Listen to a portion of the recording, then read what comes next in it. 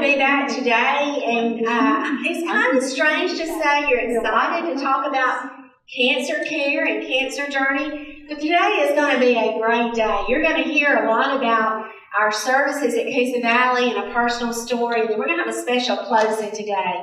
Because after today, you guys, we have to kind of go back, and we won't be back till around September. You'll get your notices, because guess who comes in after us? The children, right? And so we got to scoot over and let them in. And I don't know about you, but I can't believe it's May.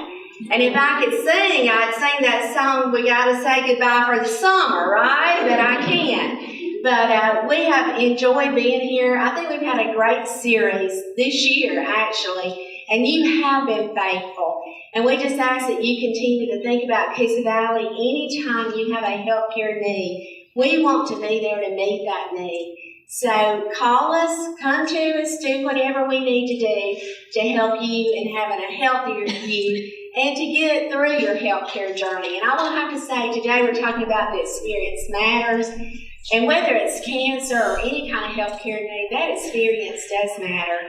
And we pride ourselves at Coosa Valley in making sure you have a great experience. Today I'm going to have Amy Price, she's our Chief Nursing Officer and Chief Operating Officer, to come and introduce our speaker and just introduce a little bit about what we're doing at Coosa Valley when it comes to our cancer journey. So sit back today and enjoy. And hey guys, we got a few extra door prizes at the end, so you can get excited. I see you're coming in saying, I haven't won this year. So stay tuned. It's going to be a great few minutes that we're going to share together. With that, I'll turn it over to Amy. Thank you, Vanessa. Now, Miss Brown, I saw your face light up when she said door prizes. I think I'm hanging around for those. That looks like some good stuff, Vanessa. Good prizes. So many, that's right. Well, again, we appreciate the opportunity to be with you guys today. We always appreciate the opportunity to be with the library and partner with them on their programs. Today, we're going to be talking to you about a very special service of ours, and I want to give you a little bit of a historical perspective before we introduce today's speaker to you. Many of you know the name Alan Yielding. You've heard the name Alan Yielding for years, and many of you either have been treated by Dr. Yielding or one of his partners, Dr. Ashraf, Mooney, Bridges, or you've had family that have been treated by them. And in 2014, Dr. Yielding's practice, Hematology Oncology Associates of Alabama and Coosa Valley Medical Center became one. So Dr. Yielding for nearly 30 years practiced on our campus, but during October of 2014, they actually merged with the hospital, and now it's a hospital-based oncology and hematology department that we have lots of plans for. Terri will want us to talk about that at some time too, Vanessa. We'll have to come back. So over the last 3 years, we have helped Dr. Yielding move into new space and develop a little bit bigger department. We had some growing pains initially. We had some volume growth in that department, and many of you went into that space and saw how crowded it was, and we're very proud to be in our new space now. And I'll give a shout out to Robin Angelo. I saw Robin in the back. Robin helped lead those efforts for us very early on in 2014. And over the last few months, Robin transitioned out of that role, and we were very fortunate at that time to find the lady that's going to be speaking to you guys today, and that's Miss Terri Vaughan. Terri came to us from another radiation oncology center here in town, but has experience working with several different centers around this part of the state. And you'll see today that she is well-versed in oncology and hematology, and she has really been a bright spot for us in that clinic. We are so proud to have Terri as a part of our team. Terri started working with us just after the turn of the new year in 2017, and she is from the Pell City area and is the mother of a teenager, so y'all take it easy on Terri today. Terri, you have a 16-year-old, is that right? So Terri's son is 16 and is a baseball player, and Terri is also married to one of the captains of the fire department in Pell City, and she'll tell you more about that later too. So she makes the drive every day to our community, and she calls our community home. And we are so proud to have Terri Vaughan at our Hematology Oncology Center, working with Dr. Yielding and his physicians and our patients over there to ensure that we deliver this service to our community in a way that meets the needs of our community, where you can get, as Vanessa would say, oncology care right here close to us and not have to travel for it. Miss Brown was saying when her husband was ill, they had to travel to Birmingham every day. And it's a drive if you feel good, but if you don't feel well, it can really present challenges. Dr. Bridges, okay, well, very good. Yes, if you'll silence your phones or beepers too, we have a good reminder from Margie, so thank you. All right, well, without any further ado, I'd like you to help me welcome Miss Terri Vaughan.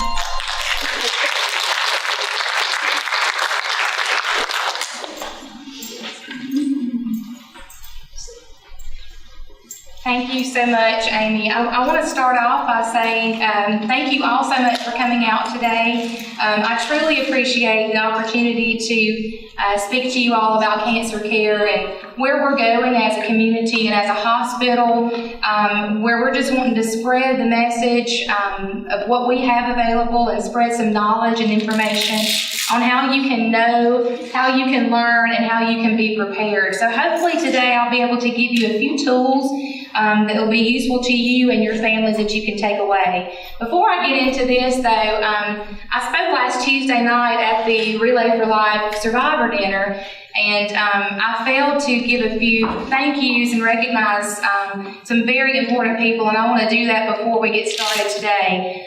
My husband is here today, and he was here with me Tuesday night also, and he is my biggest fan. Maybe he didn't know that, but he's my biggest fan, and I appreciate him so much for his support. Stand up, sweetie.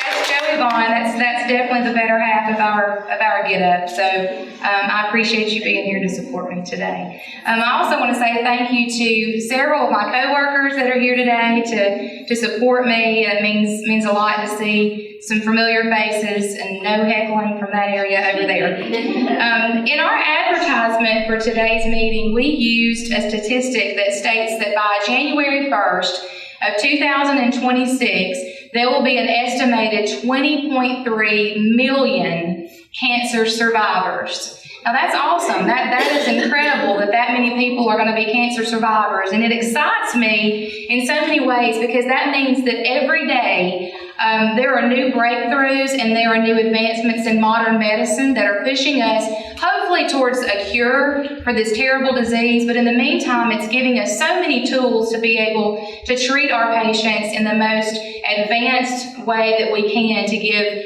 all of you and all of your loved ones the best shot at being part of that 20 million that has survived. So that's a really exciting thing. Now, we have all heard of cancer, but really, what is cancer? Some of you may have experienced it firsthand, like I have, and I'll share a little bit more about that in a few moments. But everybody knows somebody personally that has been affected by this terrible disease. If I asked for a show of hands today, I doubt there would be anybody that could say, I don't know somebody that has been affected by cancer. So what exactly is it? And the basic way to be able to tell you what cancer is that, well, there we go. So cancer begins when cells and part of the body start to grow out of control. Now keep in mind, these are not normal cells. These are cells that for some reason or another, either it's a genetic factor, it could be something environmentally, it could even be something that's been, that has come about by personal choice. For instance, smoking or chewing tobacco or something in that effect. But these cells have now turned into something that is working against your body instead of for the good of your body. They're attacking your tissues, they're attacking your organs, and it's doing a bad thing. Now, obviously, we can't look at our cells. We're unable to see a good cell from a bad cell. But your body does give you warning signs, and there are things to look for that would be red flags to say, hey, I need to get to my doctor and have that checked out. Whether it be something on your skin that comes up that doesn't look right, something that you physically can feel somewhere, or just an overall feeling of ill health that makes you say, hey, I need to get to the doctor and I need to find out what's going on. So what I'm going to show you here is just a little diagram that shows you what a normal cell would look like versus what an abnormal or a cancerous cell might look like. And what happens is that these really ugly, and it's really clear to see which one's the bad one here. What happens is that these really bad cells, they start to group together and they start to form what we all commonly know as a tumor. Now, as I mentioned a few moments ago, there's some very exciting news about 2026, and that's that there's going to be over 20 million people that are going to be cancer survivors. Now, the really ugly flip side to that is that there's going to be 20 million people that are going to have cancer. And they're going to have to fight that battle, and they're going to have to go through some really horrible things. So this slide here just shows you the cancer incidence and mortality, and basically what this is showing you how each year the number of new cases, new cancer diagnoses are increasing. So by 2025, you can see that kind of corresponds with what our material said. 19 million people will be newly diagnosed with cancer. And then 11.5 million people will actually lose that battle. So why am I telling you this? This is not a gloom and doom message by any means, but why am I telling you this? It's because, you can see that it's going to increase and it's going to be bad, but what can we do as a community, as a whole, as families, as friends? What can we do to have a positive impact on that number and try to decrease that in some way? It's actually fairly simple. We get in gear and we get screened. You start looking for those red flags. There are so many multiple avenues now that we have to be able to take control of our health, which is what one of these little gears here says to us, is take control of your health. There's multiple screening methods we've got for breast cancer, cervical, prostate, colorectal, and skin. There's really no reason that we should be caught off guard. Now, sometimes we are, but there's so many ways now that we can try to decrease that factor of being one of those 20 million people. And the biggest part of that is, taking control of your health. For instance, with skin cancer, a lot of us have grown up in a generation of sun worshipers in one way or another, whether it was if you worked outside, you worked a construction job. Sunscreen was not really preached on 20, 25 years ago. We're just now learning the effects of what we've done to our skin by being out in the sun and doing all those things. Going to a dermatologist and getting checked out is one of the easiest things that you can do. You can't see your whole body. You can't see if there's something on your back that doesn't look right, but a dermatologist can. Early detection with skin cancer is key. So doing those kind of things keeps you out of our office and out of trouble. So that's one thing you definitely can do. And then I realized that a lot of these screenings, they're age-related, where, the healthcare system has driven into effect where you can't have some of these things done until you're a certain age. And I understand that. However, as I've already said, your body's going to give you warning signs. If something's off, pay attention to that and get to your doctor, get to your family doctor, and have those things checked out. So what do we do when you feel like you've done everything right? You've taken good care of yourself, you have eaten right, you've gone for your screenings, you've gone for your checkups, and you think you've done everything right, and you're still faced with these words. What do we do from that point? I want to share with you just a little bit of how I found myself in that very scenario many years ago. Back in September of 2007, I was 29 years old. I was climbing the corporate ladder and enjoying life and living what I felt to be a great life. My son was 6 years old at the time and giving me much less grief than he does now at 16. And I really thought I was doing everything right. 1 month later, in October, a quick trip to my family doctor ended up in a trip to the surgeon that turned into a biopsy. 2 days after my biopsy, I received a call from that surgeon with these words. And at 29 years old, I have to say to you that it shouldn't be any different than if you're 59 or if you're 39 or if you're 69 or if you're 79. But it was a really hard thing to accept, and it was really hard to hear those words and kind of wrap my mind around, you have cancer. And it didn't matter if I was 29 because cancer doesn't care how old you are. But those words started a journey for me that changed my life forever. My first thoughts were not really, how did this happen? They weren't even really a question of why was this happening. But I know that many of you today, that if you've battled this same thing, my first question in my mind was, am I going to beat this? Am I going to survive this? Am I going to live? Am I going to be able to see my son grow up and grow into a man? Am I going to have to say goodbye to my loved ones? And that was a really sobering thing. It was a really hard thing to face. But I'm here today, obviously, so I made it through that. My journey lasted about 3 years. It was 3 long, painful years where I would beat it, and then I'd hear this again. And then I would beat it, and then I heard this again. So it was a very difficult time for my life. Last Tuesday night, as I've already said, I had the opportunity of speaking at the Relay for Life Survivor Dinner, and I shared something there with those people that night that I want to share with you today. And it may sound a little awkward, it may even sound a little out of place, but I am thankful for my cancer journey. Because I wouldn't be who I am today. I wouldn't be able to stand in front of another cancer person that's been diagnosed or a cancer survivor to say, I know how that feels. I know what you're going through. Let me tell you what worked for me. Let me tell you some things that might help with you and your family.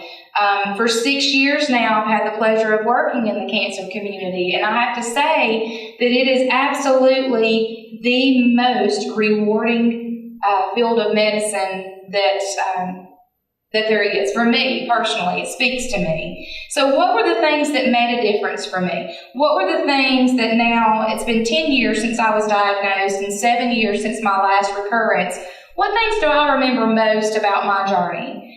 Well, now that I work in the oncology world and have for some years now, I realize how important it is to have a strong support system, to have people that are there for you day after day. It's one of the things that I feel like we do best at Coosa Valley Medical Center as a whole, not just in the Hematology Oncology department, but I've seen it across the board in the few short months that I've been there, that there's a common effort to make sure that we're there to support the patients that come through. But 10 years ago, I didn't know what to expect. I didn't know what should be expected in the way of my care. I didn't know the questions to ask. I didn't know the things that were going to be coming about and that I was going to be faced with.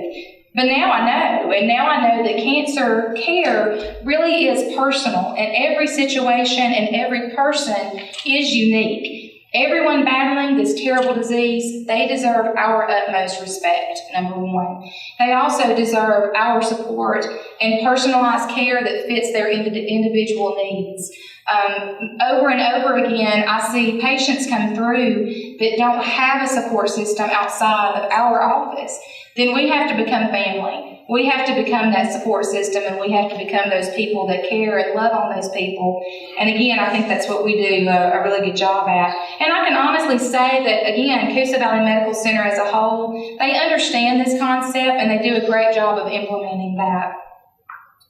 So you guys know who we are, obviously. Over the past few months, we've had, it's been a whirlwind for me in starting into a new office, but we've moved into a new facility.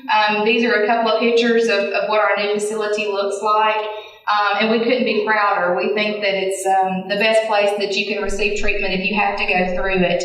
And it's kind of ironic that part of our branding and part of our slogan, if you will, is that cancer care is personal and the experience matters. That phrasing was coined long before I got to Coosa Valley Medical Center, but it is so fitting. And I can speak to that personally, that the experience does matter. How you're treated from the time that you get there, all the way through your treatments until you are cancer-free and moving on with your life, every aspect of that is important and it matters. And again, I can say that the physicians that we work with, it's a truthful statement. They understand that the experience matters as well. Some of you already know our physicians. We have Dr. Yielding, Dr. Ashraf, Dr. Bridges, and Dr. Mooney. These are four of the brightest, most caring, and compassionate physicians that I've ever been associated with. I've always kind of based it off of, would I bring my mom there to be treated? Or would I bring my loved one there to be treated? Or would I trust them myself that, God forbid, I had another recurrence? And the answer is over and over again, yes, I would want to be treated by this group of guys because they are the best. Together, they have over 50 years of cancer experience. I know Dr. Mooney looks like he's about 12, but he is actually old enough to be a doctor and does a great job at what he does. But they do have a lot of years of experience. They're constantly pushing forward to learn and implement the greatest techniques and medicines in treating cancer. So I'm really proud of these guys. I want to share a couple of things with you guys before we're done today. One thing that I was told when I was battling cancer by someone that was very, very dear to me, and this has stuck with me for many years, what this person said. They said to me that in the midst of a storm, it's hard to see the good that the rain will do. However, without the rain, there is no growth and there is no life. And that spoke so deeply to me, and I've remembered it ever since it was told to me that how true that is, that without the trials and without the things in life that are hard to go through, how do we learn to really appreciate the good? And I found myself almost every time it rains thinking about this, like, gosh, I wish the rain would go away, but we can't have good things. We can't have vegetables, and we can't have pretty flowers and truly life. We can't have life without that. So that's a neat thing that stuck with me that I want to share.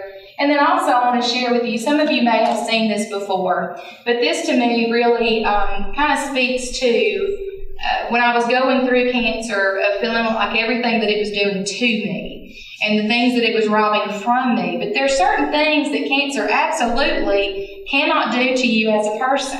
It cannot cripple love, and it cannot shatter hope.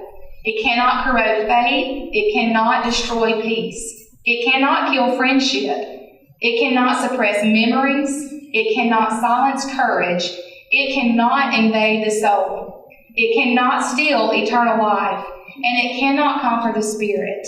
And those things are so true. And it's hard when you're battling to be able to see the good that can come from anything. And this kind of sums it up of cancer can't touch those things. As awful as cancer is and all the things that it can do to us, there's some things that it just cannot touch.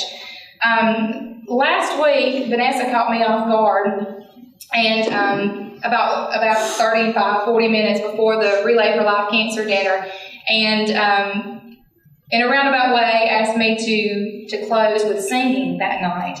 And years ago, and partly when I was going through my cancer battle, I do sing, and I sing at my church every Sunday. I had promised God that if He brought me through what I was going through, that I would be His vessel, and that any time I was asked to sing or to speak about the goodness of Him bringing me through all of this, that I would not turn it down. So even though I wanted to crawl under something and kind of hide, when Vanessa asked me that, I agreed, and she's asked me to do the same thing today. So I want to end this with this song that she had asked me to end it with, and you all are blessed, and I also am truly blessed.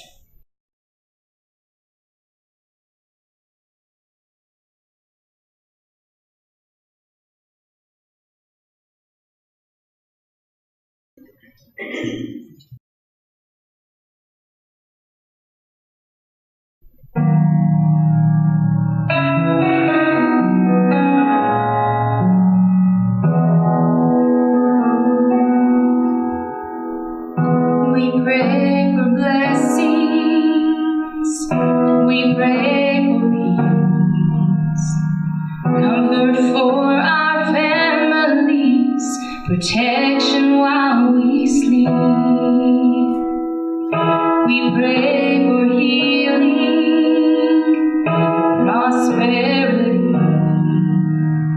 We pray for your mighty hand to ease our suffering. And all the while you hear each spoken need. Yet love us way too much to give us lesser things. 'Cause what if your blessings come through raindrops? What if your healing comes through tears? What if 1,000 sleepless nights are what it takes to know you're near? What if trials of this life are your mercies in disguise?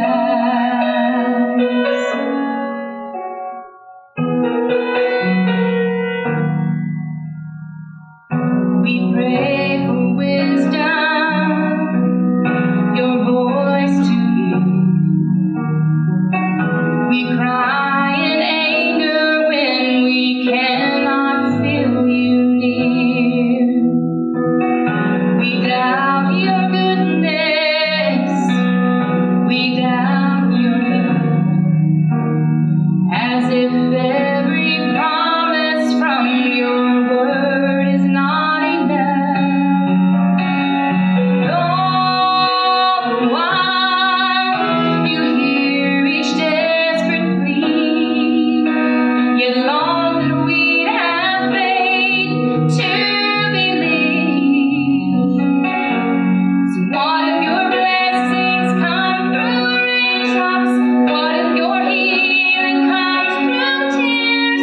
And what if 1,000 sleepless nights are what it takes to know you're near? And what if trials of this life are your mercies in disguise? When friends betray us, darkness seems to win, we know. Pain reminds this heart, this is not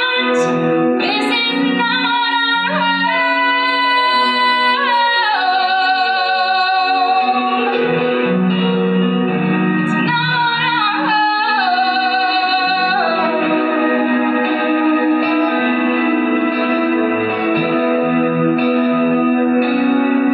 It's not So what if your blessings come through raindrops?